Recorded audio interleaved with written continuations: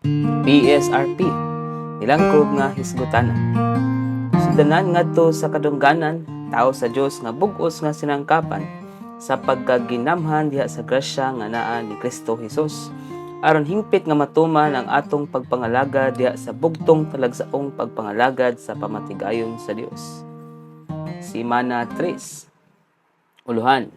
Magpagahom diha sa grasya nga naa ni Kristo Jesus aron mahimong mga magtutudlo, mga sundalo, mga magsasangka, mga mag-uuma ug mga mamumuo.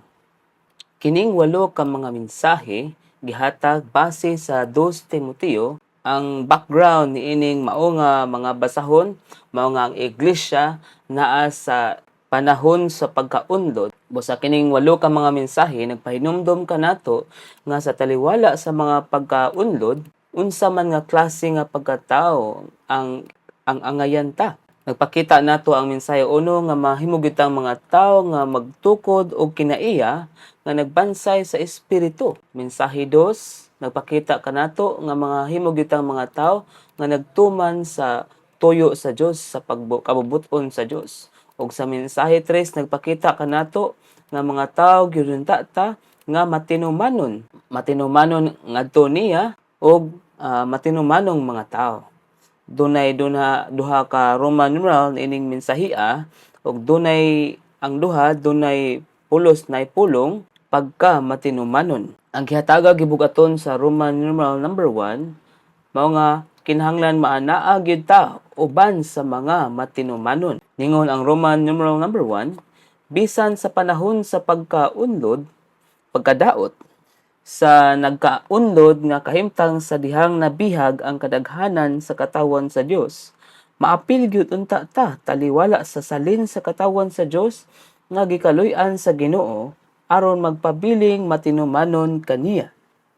Naghatag og gibugaton ang Roman number 1 nga kinahanglan maana ta uban sa mga matinumanon sa 2 Timoteo kapitulo 1 bersikulo 15 niingon, nahibaluan mo kini nga ang tanang naa sa Asya nibiya nako. Uban niini sila si Figulo ug si Hermogenes. Nagpasabot nga nibiya ni Apostol Pablo sa panahon sa pagkaunlod dunay pipila ka mga matinumanon nga mga magtotoo, mga salin sa katawhan sa Dios. Karon kita sab naa sad ta sa panahon sa pagkaunlod. Kinahanglan mausa ta niadtong mga matinumanon.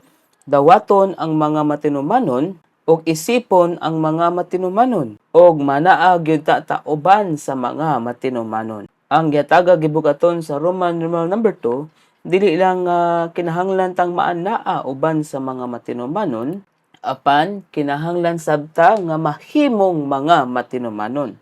Busa Roman numeral number 2 nag-ingon, gipadayag sa 2 Timoteo nga ning katapusang mga adlaw sa dili pa moanhi ang Ginoo, magpagahom gyud ta diha sa grasya nga naa ni Kristo Jesus aron mahimong mga tawong kasaligan kadtong mga magtutudlo, mga sundalo, mga magsasangka, mga mag-uuma ug mga mamumuo nga tul-id yung muhubad sa pulong sa kamatuoran. Ang Roman numeral number 1 nag-ingon nga kinahanglan mausad ta niadtong mga matinumanon. Busa nagpakita ang Roman numeral number 1 sa usa ka sumbanan sa nagpakita sa 5 ka matinumanong mga tao. Ang una mao si Onesiporo sa 2 Timoteo kapitulo 1 bersikulo 16 nag-ingon, kaluy-an unta sa Ginoo ang balay ni Onesiporo kay kanunay siyang naglunhaw nako ug wala niya ikaulaw ang akong mga talikala. Kaya niadtong panahon na daghang mga magtotoo bisan ang mga magbubuhat ni Pablo mga naulaw sa talikala ni Pablo. Bisan sa pagapriso ni Pablo apan wala si Onesiporo. Matinumanon siya taliwala sa pagkapriso ni Pablo bisan nagtinguha manggani ni Pablo og nakaplagan si Pablo. Naglunhaw siya sa ni Apostol Pablo ug wala gyud maulaw sa iyang talikala. Ikaduha nga sumbanan nga matinumanon mao si Timoteo. Matinumanon siya nga magbubuhat ni Apostol Pablo. Ningon ang 1 Korinto 4:17 Tungod niini gisugo ko si Timoteo nganha ninyo nga akong hinigugma og matinumanong anak diha sa Ginoo, nga magpahimangno ninyo sa pamatasan ko diha ni Kristo, sama gyud sa gipanudlo ko sa tanang dapit sa tanang iglesia. Pantayi ang pulong nga magpahinumdom ninyo sa pamatasan ko diha ni Kristo, nga nagpamatuod kini nga si Timoteo nagtamod yun sa mga pamaagi ni Pablo. Nagawi siya nga tao, unya nagpahinumdom si Timoteo sa mga taga-Korinto kung unsa si Pablo. Unsa siya nga pagkatao ug nag-alagad sa ingon ni ana, nagkinahanglan og tao nga masama og kalag ni Apostol Pablo. Busa sa Pilipos, Kapitulo 2, versikulo 20, kay wala man ko'y sa magkalag nga tinuod yung nagtagad kalabot ninyo. Kay ang tanan nagtinguha sa kaugalingon nilang mga butang o dili ang mga butang ni Kristo Jesus. Apan si Timoteo lahi. Si Timoteo matinumanon. Sama siya og kalag ni Apostol Pablo nga tinuod yung nagtinguha sa iglesia. Ang ikatulong tao mao si Pablo. Matinumanon sab nga kauban si Pablo bisan manggani sa ihang pagkamartir. Munang sa 2 Timoteo Kapitulo 4 versikulo 6 ug 11 nag-ingon, kay gibubo na ko og duol na ang takna sa akong paggikan. Si Lucas ray kauban nako. Kuhaa si Marcos og ikuyog siya nimo kay mapuslanon siya kanako sa pagpangalagad. Matinumanon nga kauban si Lucas sa pagkamartir ni Pablo. Ikaupat mao si Tito. Sama siyang espiritu o mga lakang ni Apostol Pablo sa pagtagad sa iglesia. Kini ang kinahanglan nga buhaton sa matinumanon, samag espiritu o samag mga lakang. Taliwala sa pagkaunlod, sayon nga kaayo nga musimang. Apan, kung matinumanon ka, kanunay gyud kang samag espiritu o samag lakang sa sama ni Apostol Pablo. Ug ang katapusang tao nga matinumanon mao si Marcos. Galamiton siya ni Pablo alang sa iyang pagpangalagad.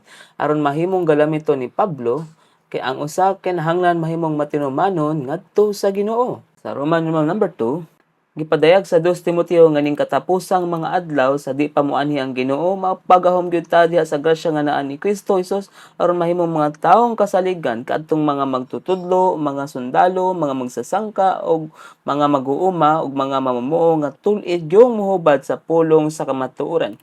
Dili lang kay mahimutang usa ngadto sa mga matinumanon, kinahanglan pagyud mahimong mga matinumanon.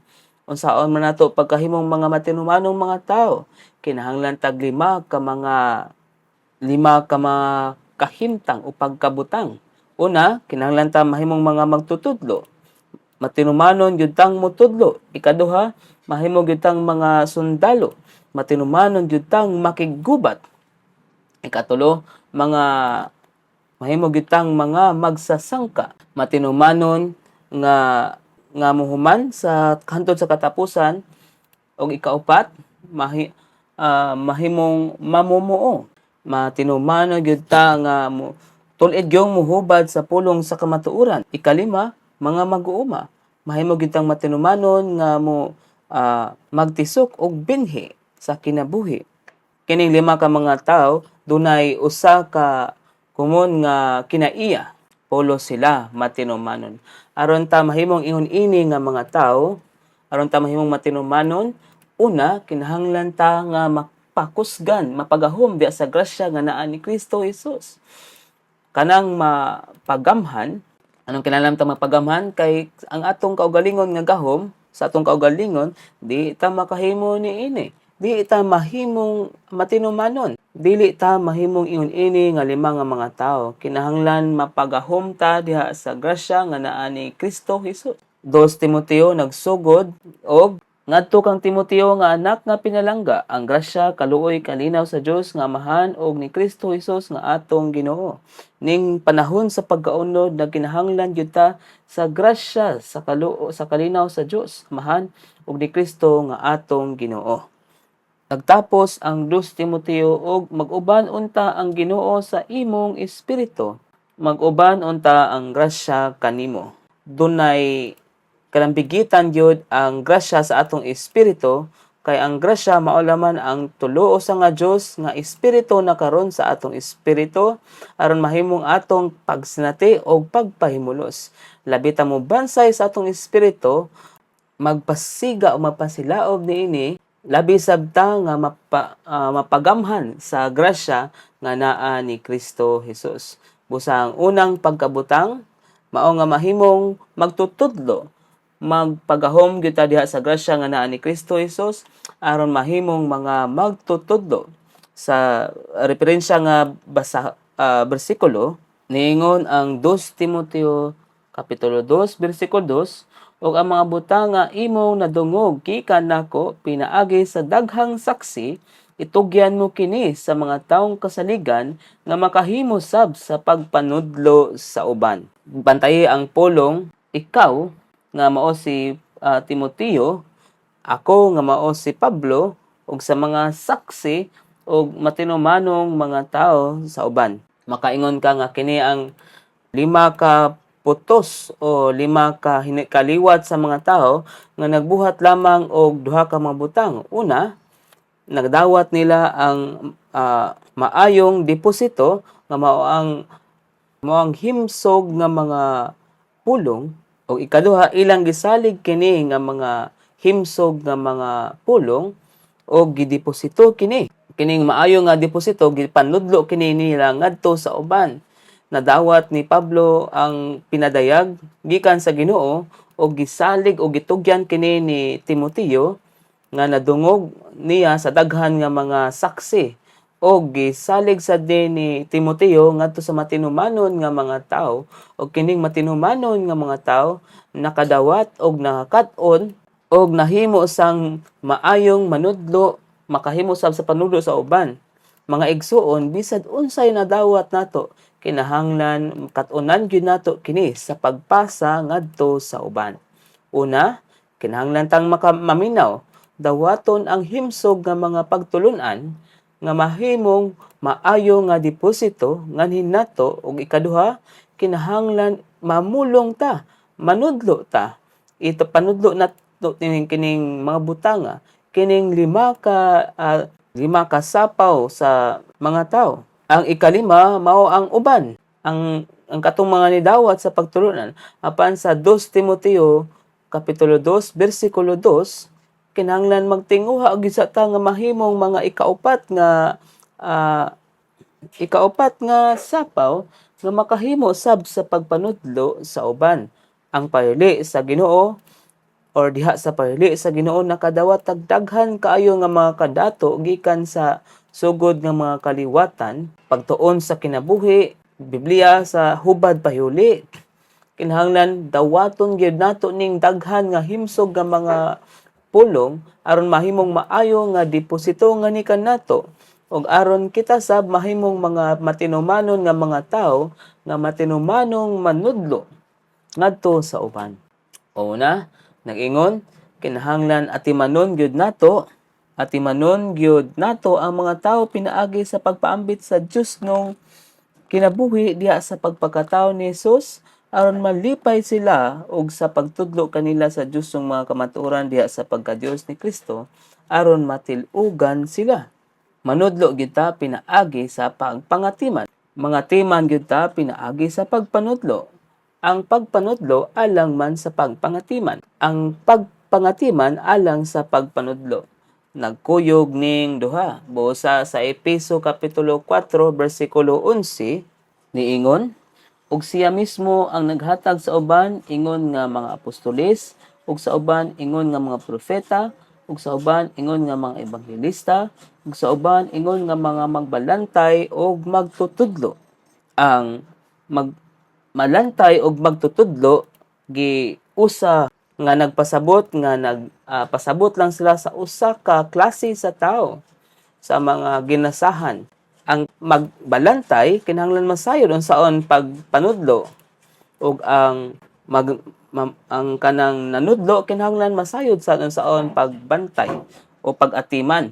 Mag-atiman ta sa pagkatao ni Hesus aron unsaon man nato pagpanudlo og pagpangatiman. Mangatiman ta sa pagkatao ni Hesus aron sila payon sila og tudloan nato sila diha sa pagkatao ni Kristo aron tilugan sila. Unsa may ato itudlo? At atimanon gyud nato sila or mga balaan sa pagtulun-an sa pamatigayon sa Dios. Ngano man kay daghan sa pagkaunlod sa iglesia namiya sa pagtulun-an sa mga apostoles, nibiya sa pamatigayon sa Dios, busa kinahanglan mitar gyud nato atong kaugalingon na manudlo kalabot sa pamatigayon sa Dios.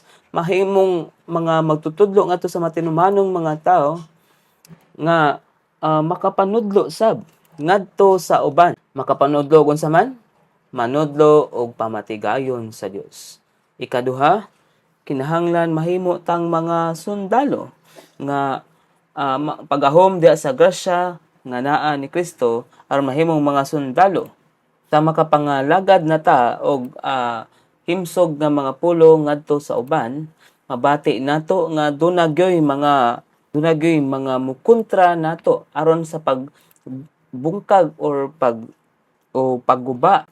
But mabati nato nga naa ta sa pakigubat ang tanan atong pagpangalagad man sa pagkasaserdote usa sa pagpakigubat o dili siya tinagsa nga pagpakigubat kundi hinuusa ni siya nga pagpakigubat.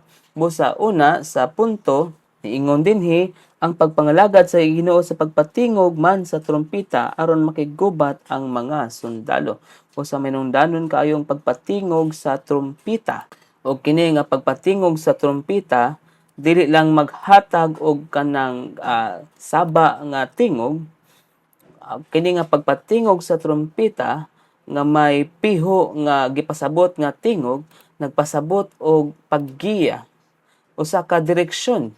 Kini nga pagpatingog sa trumpeta mao ang pagpangalagad or ministry sa Ginoo.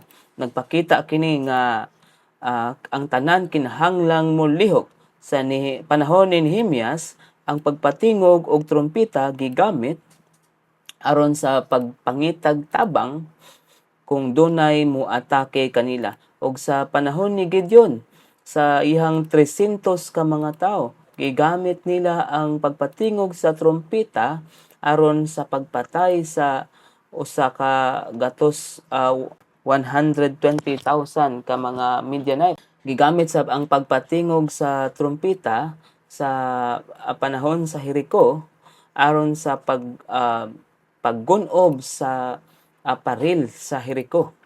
Kini nga pagpatingog sa trumpeta mao ang pagminister o pagpangalagad sa Ginoo aron makigubat sa nagkalain nga mga pagtulun-an sa mga magsusupak ug aron ipalakaw ang pamatigayon sa Dios sumala sa pagtulun-an sa mga apostoles. Ikaduha, ingon nga mga sundalo kinahanglan wad-on gyud nato ang tanan nga mga kakulian. Kung naa ka sa frontline, naa ka sa una nga linya, di na jud ka makauna-una sa imong asawa, sa imong mga anak, sa imong pamilya, bisan sa imong kaugalingong kinabuhi. Di gyud ta magapos ni ining mga butanga. Ikatulo, kinahanglan mahimutang mabinantayon sa batok sa kamatayon. Sa Números Kapitulo 6, namulong kini sa kining saad sa usa ka Nasariyo. Ingon nga mga Nasariyo, di gyud ta magkatandog og kamatayon. Unsa ni ka bati nga tan-awon ang espirituhanon nga kamatayon. Bantayan gyud nato ang pagbati sa kinabuhi ngani sa atong espiritu og binintayon gyud ta sa atong luag nga mga pagpamulong sa mga pagsaway og sa mga opinyon. Og ikaupat, ang atong pagbuot kinahanglan mabuntog og banhawon ni Kristo. Kay ang atong pagpakig-away dili man gawasnon og pisikal nga pakiggubat. Apan sulodnon kuno hinuoni nga butang. Busa ang atong pagbuot kinahanglan gyung mabuntog og mabanhaw ni Kristo aron mahimong sama sa turi ni David. Ang kanang mabuntog sa atong pagbuot nagpasabot nga mahinungdanon kanato nga mosunod sa pakigubat, mahinungdanon kaayo nga mosunod o sa kinini ang sugo sa nagmandar nga ni kanato. Kining gitawag og commanding officer. Ang private kinahanglan mosunod sa sarhento ug ang sarhento kinahanglan mosunod sa mga lieutenant ug ang lieutenant kinahanglan mosunod sa mga kapitan ug ang mga kapitan kinahanglan mosunod sa colonel. Kinahanglan dunay kinini ang talikala o chain sa pagsugo o pagkuman. Una-una, kung walay mosunod sa bisan kinsa nga mga opisyalis, ang tibuok kinini ang linya sa pagsugo muhapla gyud. Sa pakigubat mahinungdanon kaayo nga makat-on ta nga mosunod sa bisan unsa nga kahimtang or circumstansya nga naata, kinahanglan makat-on ta nga mosunod og mahimong ilalom sa pagbuot sa Ginoo. Ikatulo ay ang atleta o magsasangka. Magamhan gyud ta sa grasya nga naa diha ni Kristo Jesus aron mahimong mga magsasangka. Ang kanang mahimong atleta o magsasangka dunay duha ka butang nga manungdanon. Una, kinahanglan mo dagan ka. Apan kinahanglan mo dagan ka nga naa diha sa balaod aron makadawat og ganti. Ikaduha, kinahanglan batunan nato si Kristo ingon nga atong purong-purong aron maghari uban niya. Aron mahimong atleta o magsasangka, kinini ang pagdagan minungdanon kaayo. Apan kinahanglan dagan ta nga balaod nun. Nagpasabot ang balaod nun sa pagkontrolar, paglimitar. Gikinahanglan strikto kini nga kinabuhi. Si Brother Ricky Acosta naghisgot ni siya og tulo ka mga pulong nga kinahanglan natong hinumduman. Una, di gyud ta mahimong luag. Ikaduha, kinahanglan dili ta mohimog mga rason. Ikatulo, di gyud nato isipon ang atong kaugalingon nga nga gawas. Labi na gyud sa unod o sa salapi. O, ang Iglesiyanong kinabuhi, maayo kaayo nga kinabuhi. Apan sa laing bahin, limitado kini nga kinabuhi. Ang usa ka atleta, limitado kaayo sa bisan unsang gikaon niya, sa bisan unsang giinom niya, o sa unsang orasa siya nga tulog, o unsa kadaghan ang iyang kinahanglan nga ehersisyo. Sa atong Iglesiyanong kinabuhi, adlaw kinahanglan dunay gyud tay pagkadasig pag-usab. Kada semana kinahanglan dunay gyud tay tigom sa mga pag-ampo. Kada Biyernes dunay gyud tay gagmay nga mga grupo. Sa Miyerkules dunay gyud tay pagsangyaw sa ebanghelyo. Kini pulos mga gikinahanglan nga naglimitar nato. Busa kinahanglan nga ato yung buntugon ang atong lawas og niining mga butanga bansayon ang pagkontrolar sa kaugalingon. Busa niingon ang 2 Timoteo 2:5 ug kun dunay bisan kinsa sab nga makigsangka sa mga dula, dili siya purong-purungan kun dili siya makigsangka subay sa mga lagda.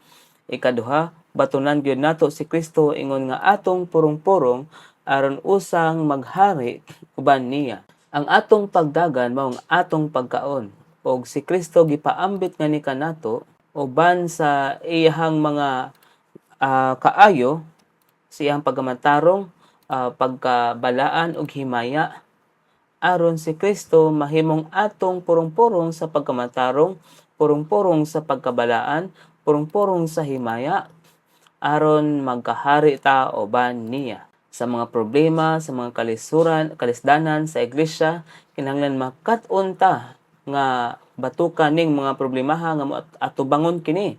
Makat-on nga dunay harianon nga kinabuhi. Ikaupat, kinahanglan tang mahimong mga mag-uuma. Kinahanglan magamhan ta diha sa grasya nga naa ni Kristo Jesus aron mahimong mga mag-uuma. Dunay duha ka butang. Una, mahimong mga nangabudlay nga mga mag-uuma pinaagi sa mga pagpasensya, paghulat nga dunay pagtubo. Ikaduha, ang pagtubo nagdala og pagtukod sa realidad sa lawas ni Kristo. Alang sa usa ka mag-uuma, ang mahinungdanon kaayo espesyal nga kinaiya mao ang pagpangabudlay. Walay laing tinguha ang usa ka mag-uuma kundi nga mananom og mamisbis. Mananom sa binhi sa kinabuhi ngadto sa mga tawo, mogsangkap og kinabuhi og magbisbis og tubig ingon nga espiritu sa kinabuhi.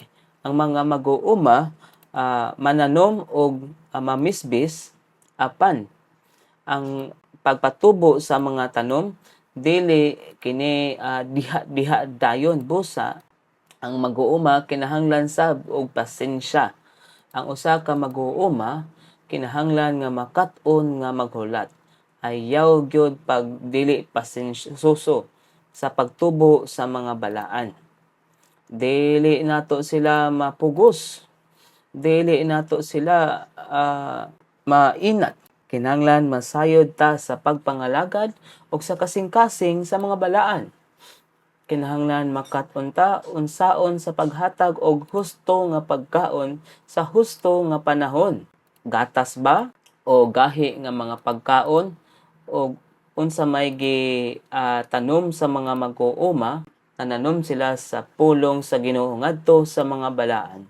Sa mga kinahanglan magtagad gyud ta sa pulong sa Ginoo ngadto sa mga balaan. Kung mga lagad ta sa mga balaan, mga lagad ta nila sa pulong sa Dios. Saligan gyud nato ang pulong sa Dios. Nga kay ang pulong sa Dios nagbuhat man sa positibo.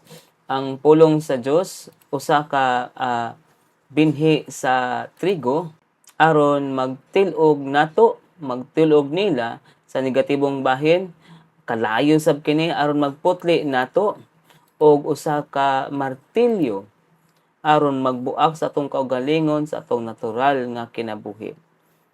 Dili kita ang mobuak sa kaugalingon sa uban kundi musalig nga sa mga lagad ta sa pulong ngadto nila, moduol sila ngadto sa Ginoo og ning pulonga ang pulong mahimong martilyo ngadto nila. Bisan man gani kini ang ulan og niebe, aron mo bisbis nila, mo balaan nila, mo transforma nila og mosama nila sa dagway sa Dios.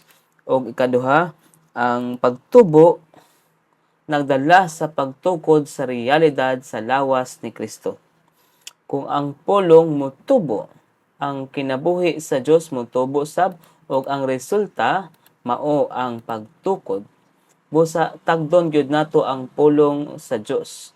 Ang rason o hinungdan nga ang iglesia nahimong naunlod mao nga walay pagtukod, doon na lamay organisasyon. Ang pagtubo sa kinabuhi naggugpa sa mga butang nga dili iya sa kinabuhi busa magdala sa pagtukod sa realidad sa lawas ni Kristo. Ikalima, magamhan gyud ta sa diha sa grasya nga naa ni Kristo Jesus aron mahimong mga mamumuo nga tul-id gyud nga mohubad sa pulong sa kamatuoran.